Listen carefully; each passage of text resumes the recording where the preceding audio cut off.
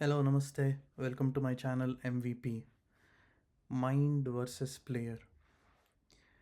మన ప్లేయర్స్ అందరూ international players అందరూ చాలా స్కిల్డ్ ప్లేయర్సే. 140 కోట్ల జనాభా నుంచి 11 మంది 15 మంది సెలెక్ట్ అయ్యారు అంటే you can imagine. They are all highly skilled players. ఇది స్కిల్ని మించి మైండ్ గేమ్. దానివల్లనే ఫామ్లో ఉండడము, కొన్నిసార్లు కొంచెం ఎక్స్ట్రా ఆలోచించేసి టైమింగ్ సరిగ్గా కుదరక 1-2 మ్యాచ్లు అటు అవ్వంగానే ఆ తర్వాత కాన్ఫిడెన్స్ పోయి ఫామ్ పోవడం, ఇలాంటివి జరుగుతూ ఉంటాయి. సో మనం ఇలాంటి ఆస్పెక్ట్ని టచ్ చేసి మాట్లాడుకోవడానికి ప్రయత్నం చేద్దాం. Let's get started.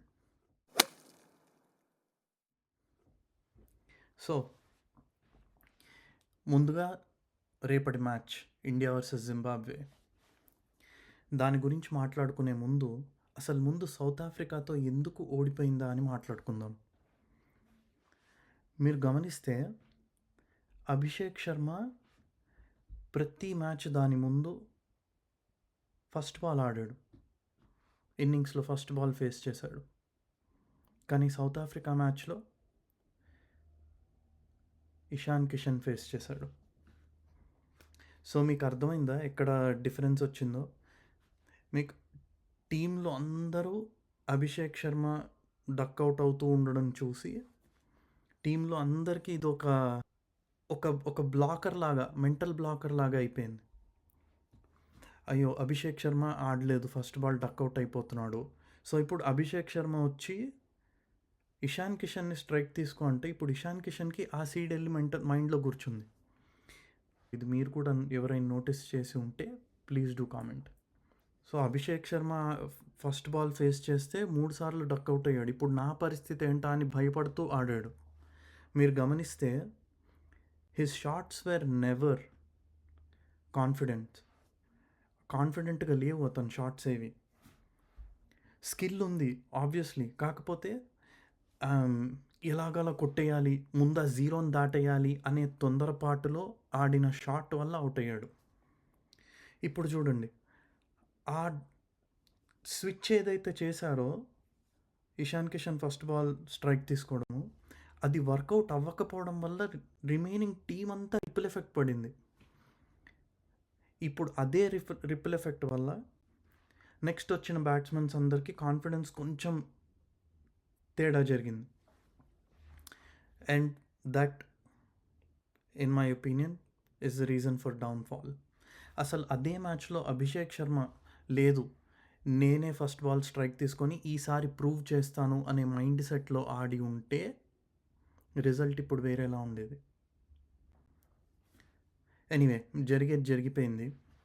బట్ అసలు ఇంకా స్పెసిఫిక్గా చెప్పాలంటే సౌత్ ఆఫ్రికా మ్యాచ్లో అభిషేక్ శర్మకి లేదా తిలక్ వర్మకి వీళ్ళిద్దరిలో ఒకళ్ళకి కొంచెం బ్రేక్ ఇచ్చి సంజు శాంసన్ని ఆడిపిస్తే కొంచెం ఒకళ్ళకి రెస్ట్ దొరికి ఈ మ్యాచ్లో they will probably have much time to ఏమంటారు, కొంచెం రిలాక్స్ అయ్యి సెటిల్ అయ్యి ఒక మ్యాచ్ ఊరికే చూసి then next match when they come in very fresh with a fresh mind. అప్పుడు there is a large chance, huge chance that form మళ్ళీ తిరిగి వచ్చే ఛాన్స్ ఉంది. సర్లే, ఇప్పుడు అది జరగలేదు కాబట్టి మనం ఇప్పుడు రేపటి గురించి మాట్లాడుకుందాం. ఇండియా వర్సెస్ జింబాబ్వే అనే టీం గురించి మనం పెద్దగా భయపడకపోయినా మనకి ఇంపార్టెంట్ ఫ్యాక్టర్ ఒకటి ఉంది. రేపటి మ్యాచ్లో ఇండియా వాళ్ళు ఎలా గ్రౌండ్లోకి దిగుతారు అని. నన్ను అడిగితే ఆ ఒక్క మ్యాచ్ ఇండియన్ టీం మర్చిపోతే బాగుంటుంది, సౌత్ ఆఫ్రికా మ్యాచ్ బ్రెయిన్లో నుంచి తీసేసి. బట్ అది కొంచెం కష్టమే. బట్ సమ్హౌ కోచ్ అందరూ బ్యాట్స్మెన్లతో మాట్లాడి, టీం అందరితో మాట్లాడి వాళ్ళకి కాన్ఫిడెన్స్ బూస్ట్ ఇచ్చి 1-2 బాళ్ళు మింగినా పర్వాలేదు, ఒక ఓవర్ పోని డాట్లు పడినా పర్వాలేదు, try to time the ball, లేపి కొట్టకుండా until you gain the touch back, try to time the ball well అని చెప్పగలిగితే I think will have a good start.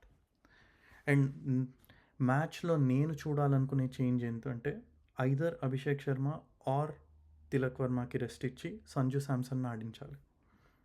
Abhishek శర్మకి రెస్ట్ ఇస్తే Sanju Samson will be opening in place of him. Tilak వర్మకి rest ఇస్తే Sanju Samson will be opening again opening with Abhishek Sharma and Kishan వచ్చి 1 డౌన్‌లో ఆడతాడు. Right. So that same last time ఉన్న పెయిరింగే మళ్ళీ ఉండకుండా, బికాజ్ ఎవ్రీ టైమ్ అదే పెయిరింగ్లో ఒకళ్ళు డక్అవుట్ అవుతున్న కొద్దీ ఆ రిపుల్ ఎఫెక్ట్ ఉంది కదా, అది జరగకుండా పేరుని మారుస్తే చాలా బాగుంటుందని నా ఉద్దేశం.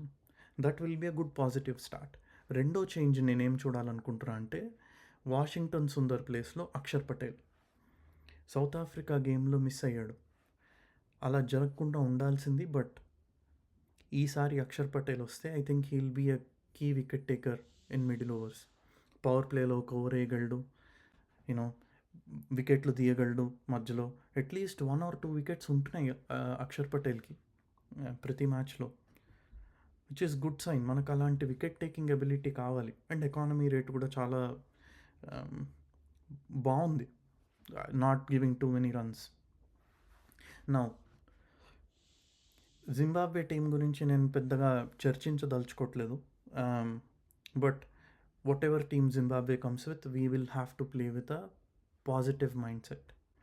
స్కిల్ అందరికీ ఉంది, మళ్ళీ చెప్తున్నాను, స్కిల్ అందరికీ ఉంది. Just that confidence factor. ఒక్కళ్ళు డక్అవుట్ అయ్యారని చెప్పి ఆ డక్అవుట్ అయిన వాళ్ళు స్ట్రైక్ తీసుకోకుండా వేరే వాళ్ళకి స్ట్రైక్ ఇచ్చి ఇలాంటి వేషాలు వేయకుండా ఉంటే బాగుంటుందని నా ఉద్దేశం. చెప్పడం చాలా ఈజీ ఆబ్వియస్లీ, అక్కడ ఉండే వాళ్ళకి దూల తీరిపోతూ ఉంటుంది. But at the same time they are all well equipped to handle pressures. ఇలాంటి ప్రెషర్స్ వాళ్ళకి ఏమీ కొత్త కాదు. So let's hope that they will win it for us. Now ఇప్పుడు పిచ్ గురించి మాట్లాడుకుంటే చెన్నై పిచ్లో జనరల్ ఇట్ ఇస్ స్పిన్కి అనుకూలించే పిచ్ అది. కాకపోతే రీసెంట్ టైమ్స్లో మీరు చూసుకుంటే న్యూజిలాండ్ 174, 175 టార్గెట్ని చేసేసింది. అది కూడా 15-16 ఓవర్స్లో అనుకుంటాను. సో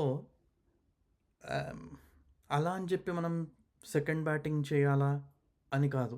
ఫస్ట్ బ్యాటింగ్ చేసిన వాళ్ళు ఈ గ్రౌండ్ మీద ఇప్పటి వరకు 195 అనుకుంటా, అది దాటి స్కోర్ ఒకవేళ ఫస్ట్ బ్యాటింగ్ చేయగలిగిన వాళ్ళు చేస్తే దాన్ని ఈజీగా డిఫెండ్ చేసుకున్నారు.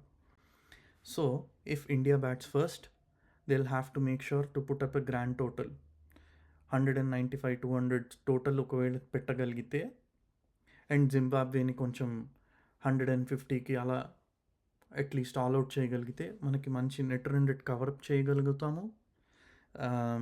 And at the same time మనకి విన్ అయ్యే ఛాన్సెస్ ఎక్కువ ఉంటాయి ఫస్ట్ బ్యాటింగ్ చేస్తే. ఆర్ సెకండ్ బ్యాటింగ్ చేస్తే obviously you know make them not score more than 160 అలా. So let's hope India gets back into winning zone. And more importantly చాలా పాజిటివ్గా game ఆడడం చాలా important. No rash shots. Ball మింగినా పర్వాలేదు, just time చేసుకొని 1 or 2 singles రాబట్టగలిగితే, that spending that 1 over or 1.5 hours in the ground running between the wickets, అది వాళ్ళని వార్మప్ చేస్తుంది mentally and physically. That will help them to score big and confidently score. So all the best Team India, and thank you for watching this video so far. Please subscribe if you like it. This is Yash signing off.